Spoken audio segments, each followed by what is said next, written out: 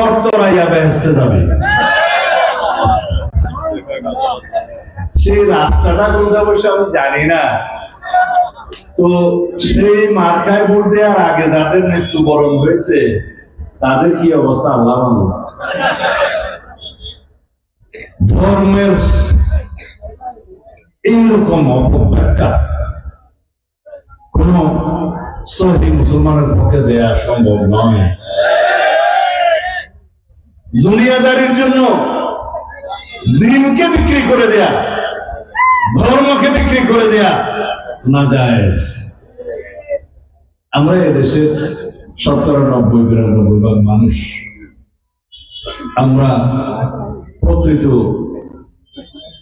ওকে আখের নবী রাসূলুল্লাহ সাল্লাল্লাহু আলাইহি ওয়াসাল্লাম হযরত মুহাম্মদ মুস্তাফা সাল্লাল্লাহু আলাইহি ওয়াসাল্লামের প্রদর্শিত মদিনা ইসলামের অনুসারী। এখানে যারাই সাহাবীদেরকে অনুসরণ করে রাসূলুল্লাহ সাল্লাল্লাহু আলাইহি ওয়াসাল্লামকে অনুসরণ করে জীবন যাপন করবে না, সেই পন্থা অবলম্বন করার আমরা বিশ্বাস করি এবং সবাইকে নসিহত করি। এখানে কি কোথাও আছে দুনিয়াতে কোনো মার্কায় ভোট দিলে কেউ আখিরাতে এটা পাবে? কিভাবে বলে?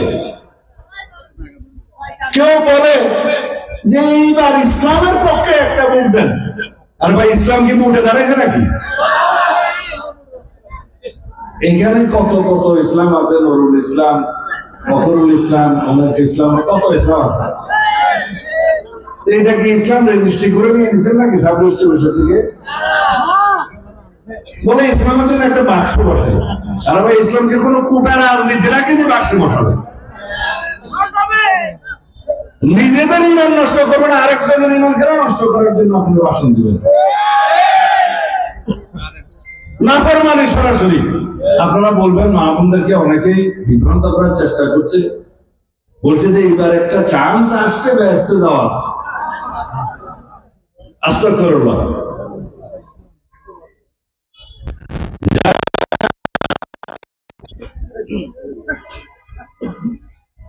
কোরআন হাদিসের সবচেয়ে বেশি জ্ঞান রাখেন, অবশ্যই জানেন এই দুনিয়াতে যারা বেহেশতের সুসংবাদ পেয়েছিলেন সাহাবাদের মধ্যে, তাদের সংখ্যা কয়জন? 10 জন। আশরায়ে মুবাশশারা, আশরা মানে 10, এর বাইরে 11 জন সেই সুসংবাদ পান। এখন যারা টিকিট বিক্রি করছে জান্নাতে, তারা হয়তো এর বাইরে 11-12 নম্বর হইতে পারে, আসতে পারবে না। শুধু এইটুকু আল্লাহ রাব্বুল আলামিনের কাছে হাত তুলে মোনাজাত করি যাতে আমাদের এই আখেরি জমানায় ইমান নষ্টের মতো কোনো কার্যক্রম যেন এই দেশে না চলে।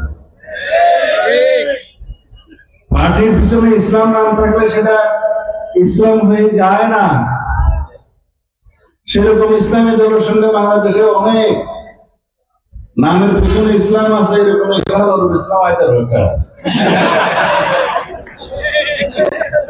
এটা ঠিক মতো নামাজ কালাম পড়ে কিনা আমি জানি না, কিন্তু যদি এই চান্সে কোন মার্কার মধ্যে মুড়ে একটা দিয়ে যদি বেচারা মনে করে তাহলে আমি পার হয়ে গেলাম, নাউজুবিল্লাহ, এই কারবার বাংলাদেশে চলতেছে। আপনারা সতর্ক থাকবেন। আমাদের সহজ সরল মা বোনদেরকে এটা বোঝানোর জন্য অনেক বড় বড় কিতাব ডিকশনারি নিয়ে যাবে যে এইভাবে এইখানে দিলে নেহায়েত একেবারে জানা, এই পার্টিকে যেখানেই পাবেন সেখানে ঠেকাবেন। হ্যাঁ, গণতন্ত্রের মধ্যে বিভিন্ন রকমের বক্তব্য দেওয়ার স্বাধীনতা আছে, কিন্তু ওই স্বাধীনতা নাই যেটা দিয়ে আপনার আমার ধর্মের অনুভূতিতে আঘাত লাগতে পারে, এমন কোন স্বাধীনতা নাই। আমাদের দেশের সংখ্যাগরিষ্ঠ মানুষ ৯০-৯২% মানুষ মুসলমান। এইখানে ইসলামের অনুভূতিতে, ধর্মীয় অনুভূতিতে আঘাত লাগতে পারে এরকম কোন বক্তব্য কি আমরা কখনো সহ্য করি? কেউ করে? আল্লাহ মাফ করো, আল্লাহ আমাদেরকে সবাইকে হেফাজত করো।